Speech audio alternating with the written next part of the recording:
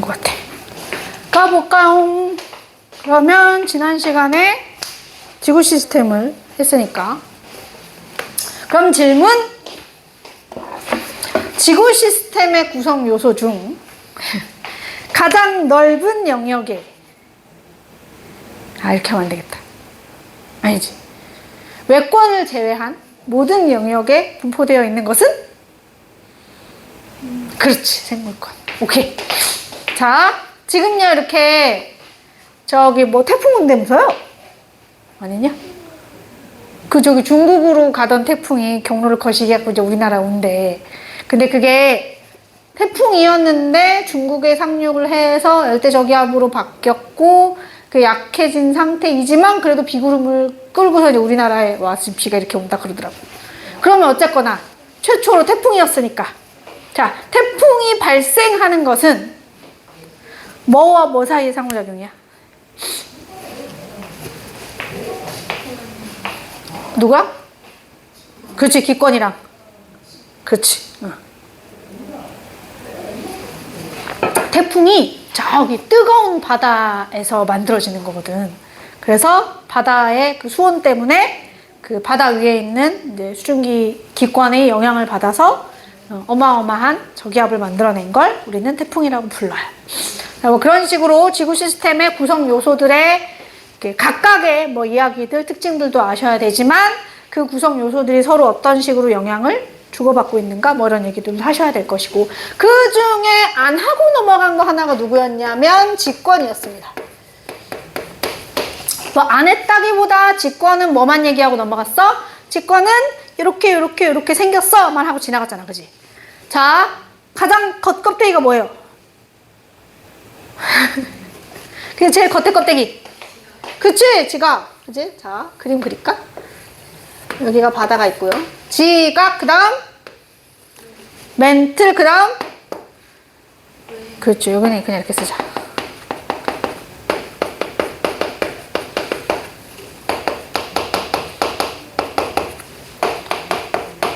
자, 이 두꺼운 지각 이름은 대륙지각, 요 얇은 지각 이름은 해양지각. 멘틀은 직권 전체의 80%를 차지하고 있으며 고체는 고체인데 어떤 고체? 내유동성이 있는 고체입니다 라고 얘기하고요. 지각 멘틀 외핵 내핵 중에 유일하게 액체 상태인 구간은?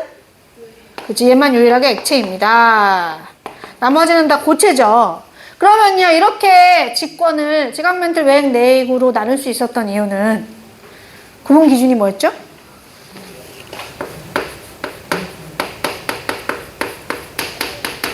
이제 뭘로 나눈 거야? 뭐를 쐈어? 땅에다가 팡.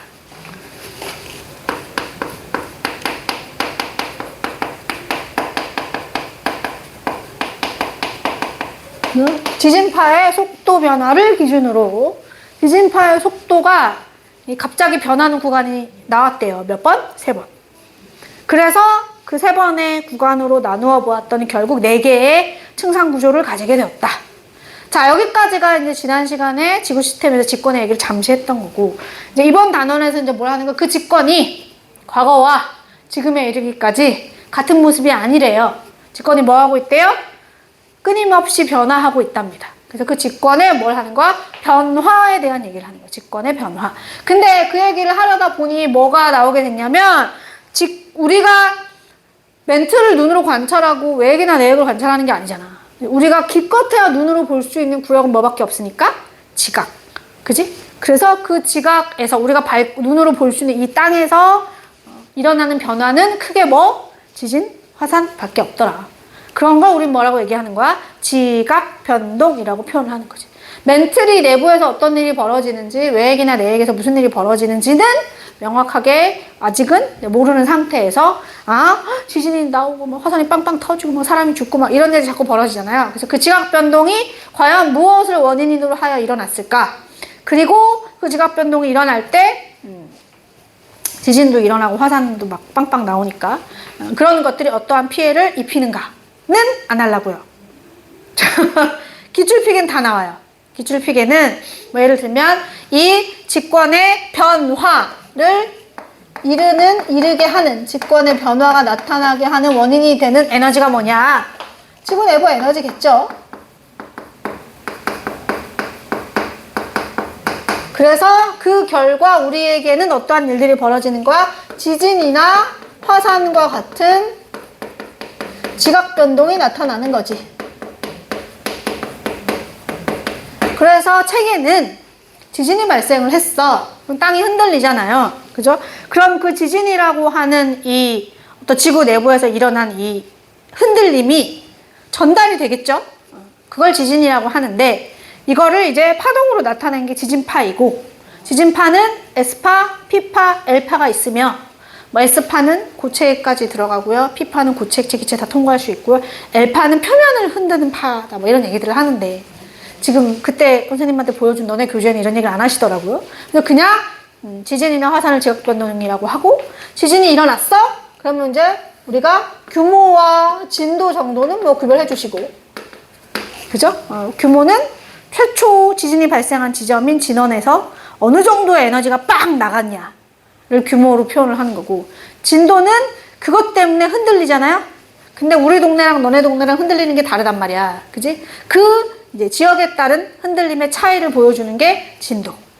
그리고 화산 같은 경우에는 지구 내부에서 이제 화산이 분출을 했다. 그러면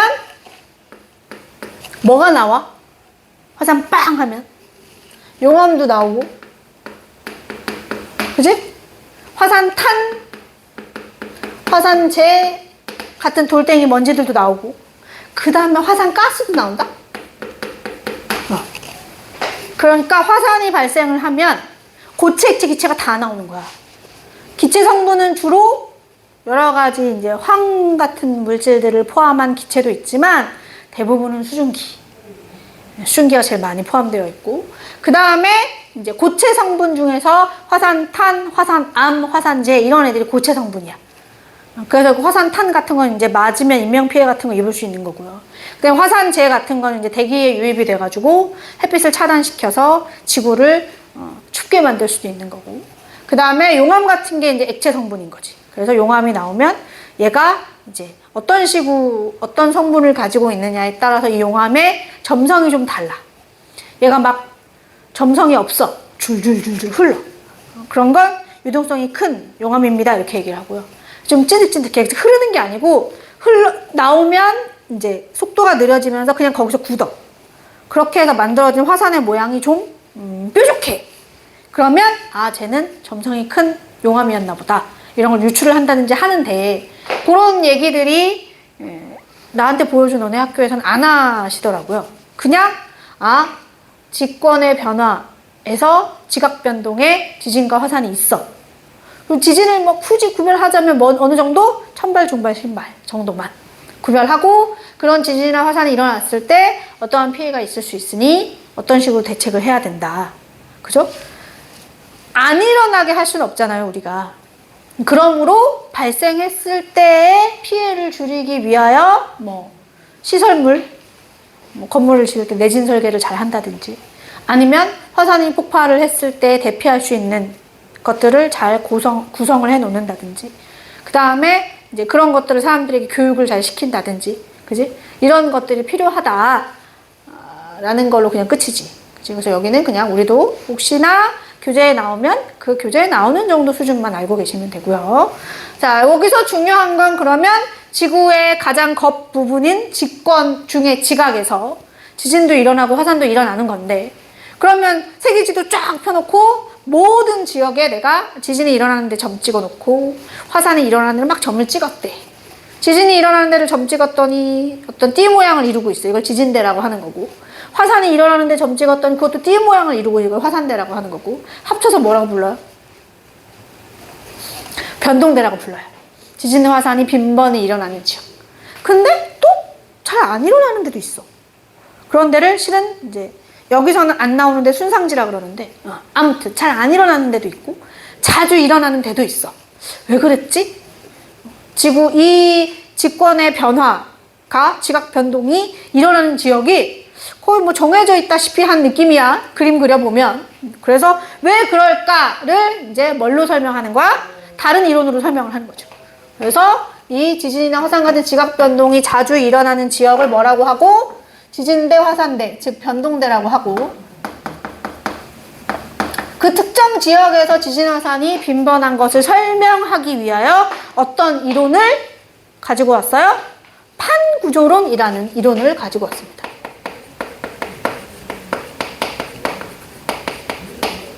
판구조론은 지구의 겉부분이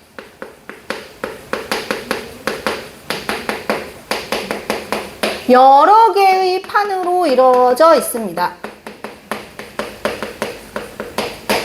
그런데 하필이면 그 판 아래에 멘틀의 대류에 의해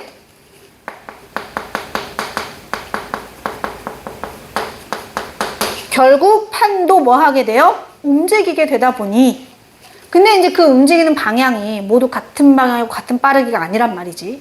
그래서 결국 멘틀 대류가 판의 이동을 만들었고, 그 판의 이동의 방향, 속도의 차이 때문에 뭐가 생겼다? 지각 변동이 생긴다. 어디에서? 판의 경계에서.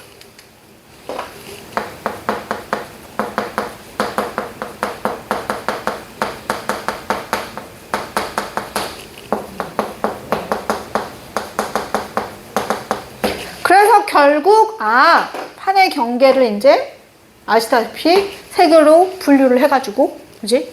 판의 경계를 무슨 경계? 발산 경계, 보존 경계, 수렴 경계, 이렇게 세 개로 분류를 하셔서 하나씩 발산 경계는 어떠한 경계이며 어떠한 지각 변동이 나타나느냐에 대한 얘기가 우리 오늘 교과의 제일 중요한 얘기가 되겠죠. 그래서 우선은 판구조론이 이제 뭔지 정확히 얘기를 해야 되니까. 그래서 판구조론은 지구의 겉부분이 여러 개의 판으로 이루어져 있대요. 판을 다른 말로 우리 암석권이라고 하죠. 아니 뭐 직권이 지각 멘틀 외행 내액이라며 도대체 암석권은 어딜 말하는 거야? 그죠? 암석권은 어딜 말하는 거냐? 지각과 멘틀 상부를 합쳐 부르는 말이죠. 평균적으로 지각의 두께가요, 두꺼우면 35km, 얇으면 5km 정도밖에 안 되는데 판은 어디까지? 평균 100km까지. 지각과 멘틀 상부를 합쳐서 부르는 말, 이제 지각 플러스 멘틀 상부. 우리는 요걸 뭐라고 합니다? 판, 즉 암석권이라고 합니다. 그리고 이 판도 무슨 판과 무슨 판으로 나뉘어요? 대륙판, 해양판으로 나누죠? 여기가 대륙판이겠지 뭐, 그죠? 여기가 해양판일 거고. 그래서 대륙판, 해양판 나누시고, 똑같아요. 암석이랑, 지각이랑. 대륙 지각이 두껍고 밀도가 작은 것처럼 대륙판이 두껍고 밀도가 작습니다. 밀도만 쓸게요. 밀도 작고 해양판이 밀도가 크지. 그리고 그 판 바로 아래에 멘틀, 그지? 멘틀이 이제 깊이가 2,900km까지가 멘틀이란 말이야. 근데 전 구역에서 그런 건 아니고 멘틀의 어느 부분에서, 일부에서 평균 깊이 몇 킬로 정도? 그때 몇 킬로가 그랬어? 400km 정도라고 그랬어.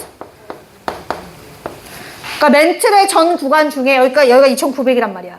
그러면 예를 들어 해양 지각이라고 치면 5km에서 2,900까지 이만큼이 다 멘틀인데 그 중에 요 일부 300km 구간만 뭐 하는 거야? 멘틀의 대류가 일어나는 거죠. 여길 뭐라고 해요? 연약권이라고 하고, 여기서 뭐 합니다? 멘틀의 대류가 일어납니다. 이것이 판 이동의 원동력이 되어 판을 움직이고 있고, 그 판들의 움직임으로 우리가 아는 지진 화산이라는 지각 변동이 나타나고 있어요 라고 말하는 게 판구조론이에요.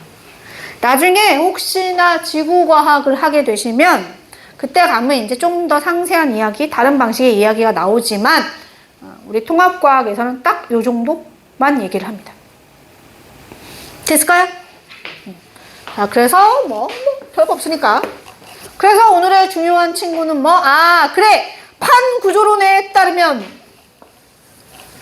여러 개의 판으로 이루어져 있고 그 판 아래의 멘틀의 대류에 의해 연약권의 멘틀 대류에 의해 판들이 움직이고 있고 그 판의 움직임의 방향, 속도의 차이로 판의 경계에서 다양한 지각 변동이 나타나. 우리는 그 경계를 세 개로 나눠놨어. 그래서 그 중에 누구를 먼저 할까요? 발산 경계를 먼저 해보겠습니다.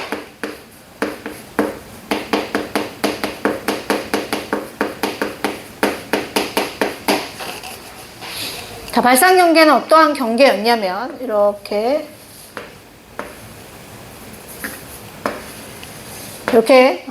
이게 대륙판이에요. 지각과 멘틀 상부를 합쳐 부른 대륙판. 그리고 그 판 아래의 연약권에서 멘틀이 하필이면 상승을 했대요. 그죠? 이게 빨간 화살표로 그린 게 멘틀의 대류야. 하필이면 상승을 했네? 그러면 이 상승한 뜨거운 멘틀 물질이, 뜨거워야 상승하는 거니까, 뜨거운 멘틀 물질이 상승을 해서 저 두꺼운 지각을 그냥 뚫고 빵 나간다기보다는 이렇게 올라가서 양방향으로 흘러요. 대류하는 거니까. 이렇게 흐릅니다. 그러다 보니 그 연약권 위에 떠있는 암석권인 판도 힘을 받게 됩니다. 어떤 힘? 양쪽에서 당기는 힘을 받겠죠. 이거 왜 요즘 그런 실험 잘 안 하는데 옛날에 저렇게 수조에다가 물 담아놓고 여기다가 나무도막을 올려. 이렇게 두 개를 이렇게 붙여놔. 그 다음에 여기를 가열을 하는 거야. 그랬더니 어떻게 되냐면 이 뜨거운 물이 이렇게 올라가고 이렇게 흐르거든? 근데 나무도막도 움직이더래. 그걸 설명하는 거야. 나무도막이 판이고 여기 흐르고 있는 물이 뭐인 거야? 연약권인 거야. 연약권이 이렇게 대류를 하면 그 위에 있는 판도 움직여. 이렇게 얘기하는 거지. 자, 그래서 뭐 움직였답니다. 그래서 멘틀이 뭐 하는 부분에서는, 상승하는 부분에서는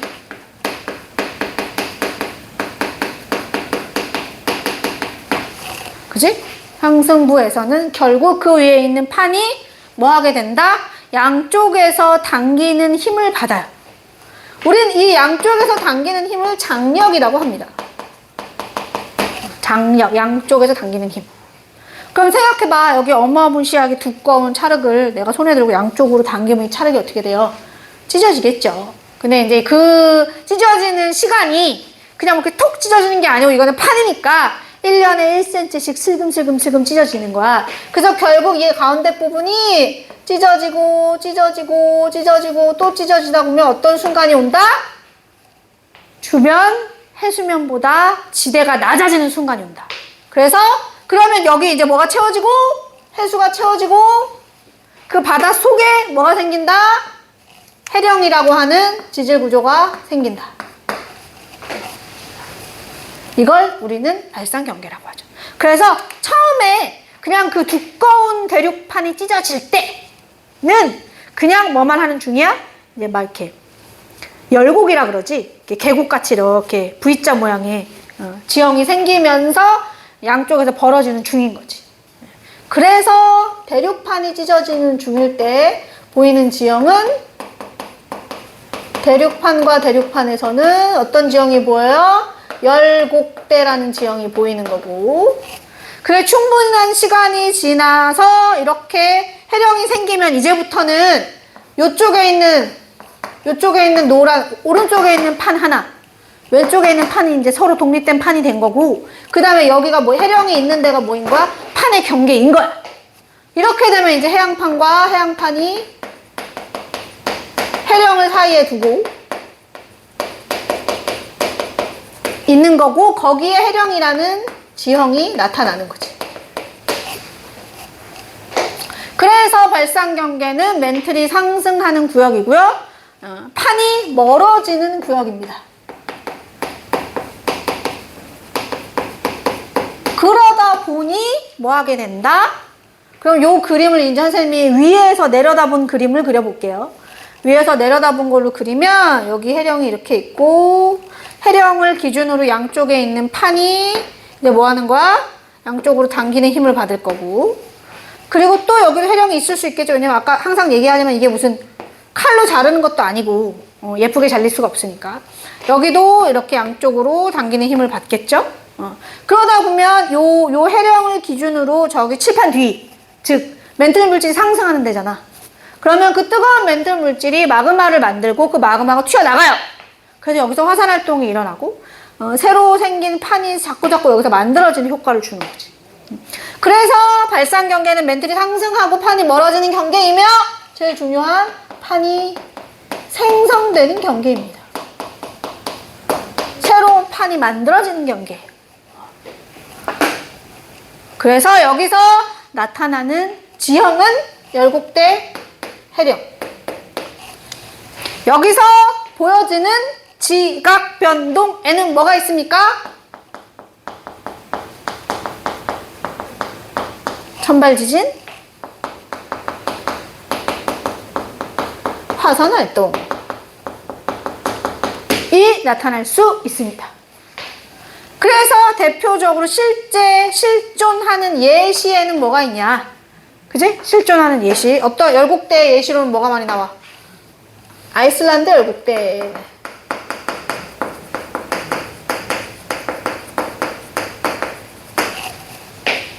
뭐 동아프리카 열곡대 많이 나오고. 그 다음에 해령의 예시로는 뭐가 나와요? 대서양 중앙해령.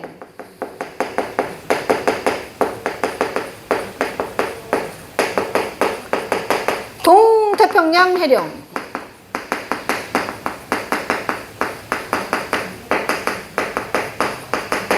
그래서 요 정도 기억하고 있으면 좋겠다. 자, 다시 정리. 발산 경계는 멘틀이 상승하고 판이 멀어지는. 그래서 그 판이 이렇게 멀어지면 여기가 비잖아. 그 빈 공간을 밑에 있는 멘틀 물질이 올라와갖고 마그마가 올라와갖고 새로운 판을 자꾸 만들어내는 거야. 그래서 판이 생성되는 구역입니다.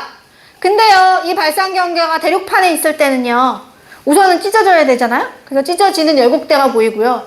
이게 충분히 찢어져서 해양판, 즉 해수 아래로 내려가면 해령이라는 구조가 나타나면서 뭐 하게 된다? 해양판이 서로 벌어지고 그 사이를 새로운 멘틀 물질이 메워서 새로운 판이 만들어지는 거다. 이때는 천발 지진과 화산 활동이 빈번하게 나타나고 실제로 열곡대는 아이슬란드 열곡대를 우리가 볼 수 있고 실제로 해령은 대서양 중앙 해령이나 동태평양 해령을 관찰할 수 있습니다. 가 발산 경계. 자, 선생님이 예를 그린 이유는 실은 이거 하고 싶어서 그린 거죠. 2번 보존 경계.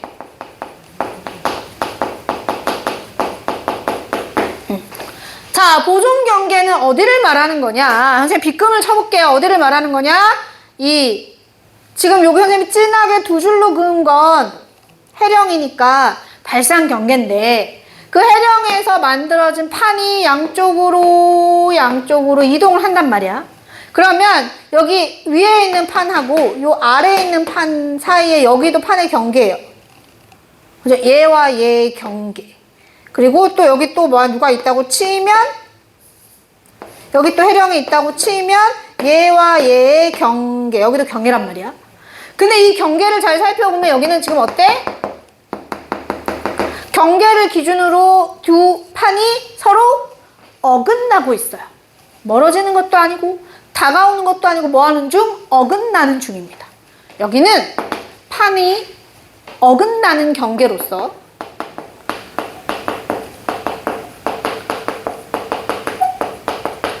멘틀의 대류는 없어요. 뭐 상승하거나 하강해서 만들어진 게 아니고요.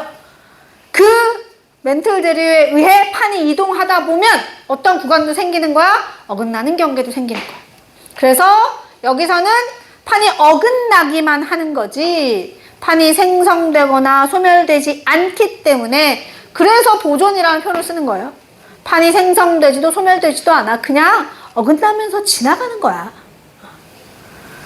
그런데 이제 보시다시피 선생님이 해령이랑 같이 그리잖아요. 그 이유가 해령이랑 함께 보존 경계가 생기는 경향성을 가지기 때문에 그림을 이렇게 그린 거고요.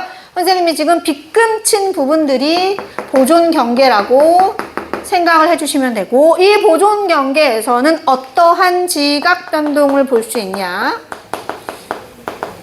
여기서는 화산 활동은 거의 나타나지 않고요. 뭐만 천발 지진 주로 나타나며 여기서 보이는 지형이 어떤 지형이 있어요? 이렇게 이제 지진을 발생하면서 판이 이렇게 어긋나다 보니까 단층이 생기는데 주로 변환단층이라고 하는 구조가 생깁니다. 그래서 실존하는 변환단층에는 당연히 해령을 따라 다 있어요. 근데 아시다시피 해령이 바닷속에 있다 보니까 관측이 좀 어렵잖아. 근데 유일하게 육상으로 드러나 있는 경우가 있습니다. 그게 바로 산 안드레아스 단층이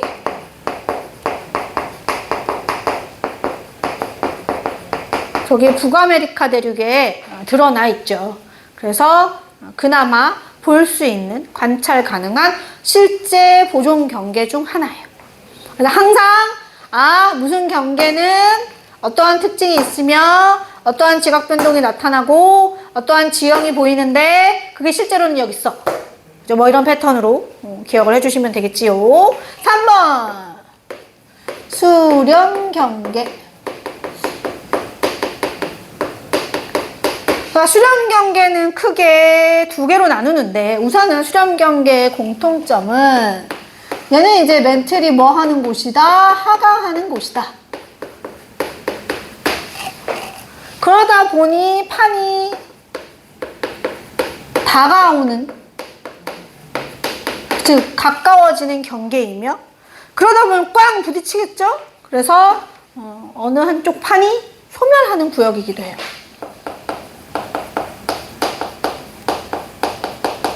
그래서 크게 충돌형과 섭입형으로 나뉘는데 이 이름은 모르셔도 돼요. 그래봐야 뭐 다 수렴 경계니까. 충돌형은 어떠한 경우냐면 대륙판과 대륙판이 뭐 하는 경우? 만나는 경우. 그래서 대륙판과 대륙판이 만났다. 대륙판의 가장 큰 특징은 되게 두껍다. 그러다 보니 아주 두꺼운 두 대륙판이 하필이면 멘틀 대류가 하강하는 구역에서 생긴 거야. 멘틀이 하강한다는 건 양쪽에서 와서 하강을 해야 되기 때문에 결국 이 두 대륙판은 양쪽으로 미는 힘을 받게 되죠. 이 힘을 우리는 횡압력이라고 불러요. 양쪽에서 미는 힘. 그래서 두 판이 서서히 다가올 것이고 결국 다가와서 꽝 부딪히면서 동시에 얘네 두 개가 엄청 두꺼우니까 그 두 개가 막 찌그러지면서 이렇게 위로 융기를 이렇게 하는 거야. 그래서 어마어마한 습곡 산맥을 이렇게 선생님이 이렇게 그렸다고 이렇게 뾰족한 산이 아니고 이 뒤로 다 이렇게 산맥이 있는 거예요. 습곡 산맥을 만들게 됩니다. 그래서 충돌형 수렴 경계에서 보이는 지형은 어떤 지형이 보이고 습곡 산맥을 볼 수 있으며 두꺼운 습곡 산맥을 볼 수 있고요. 그리고 여기서는 어떠한 지각 변동이 나타나냐? 여기는 화산은 거의 없다 그랬어요. 화산 활동은 거의 하지 않는다. 대신 천발이나 중발 정도의 지진만 발생한다.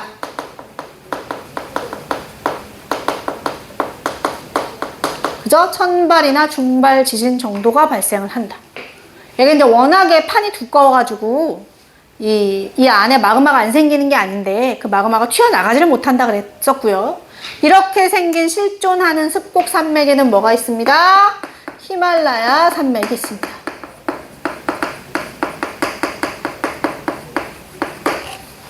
나중에 지질시대 가면 하겠지만 이 신생대 때 인도 오스트레일리아 대륙판이 유라시아라는 대륙판이랑 부딪히면서 히말라야라는 크나큰 습곡 산맥을 만들었다고 해요. 자, 두 번째 섭입형 보겠습니다. 자, 섭입형 수렴 경계는 마찬가지로 뭐 멘틀이 하강하고 판이 다가오고 판이 소멸하는 건 똑같아요. 선생님, 충돌형에서도요, 둘이 분명히 둘 중에 한 명 돌아가십니다. 근데 정확하게 누군지는 모르는 거야. 왜? 둘 다 대륙판이라서 밀도가 비슷하거든. 아무튼 소멸을 하는 거고. 섭입형은 대륙판과 해양판이거나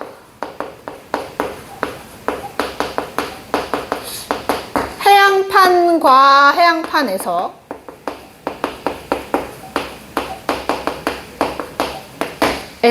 이제 둘이 부딪히는 과정에서 생기는 거고요. 섭입형의 포인트는 둘 중에 밀도가 큰 판이 작은 판 안으로 완벽하게 들어가요. 그러면서 섭입한다라는 표현을 쓰는 거고, 그러면서 이제 여러 가지 지형이 나타나게 되는 거죠. 그래서 대륙판과 해양판의 경우는 이런 식으로 많이 표현을 하죠. 이렇게 두꺼운 대륙판이 있고, 이제 여기 해양판이 있는데, 하필이면 여기서 이제 멘틀이 하강을 한 거야. 이렇게 와서 하강을 한 거지. 그러면 이쪽 왼쪽 대륙판과 오른쪽 해양판 중에 누가 훨씬 무거우니까 해양판이 누가 훨씬 해양판이 무거우니까 이 해양판이 완벽하게 이 밑으로 들어가는 거지. 이렇게 대륙판 아래로. 그죠? 그래서 여기 뭐가 생기는 거예요? 엄청 골짜기가 생긴다 그랬죠? 깊은 골짜기. 이걸 뭐라고 불러요? 여기 깊은 골짜기 뭐라 불러? 해구. 그지? 그리고 이렇게 해양판이 밀려 들어가는 요거를 우리가 뭐라고 하는 거야? 섭입대라고 하는 거고. 그리고 이제 이 대륙판이 양쪽에 자꾸 밀어 제끼니까 얘가 뭐해? 위로 쑥 이렇게 용기를 하면서 습곡산맥을 만들 수도 있다.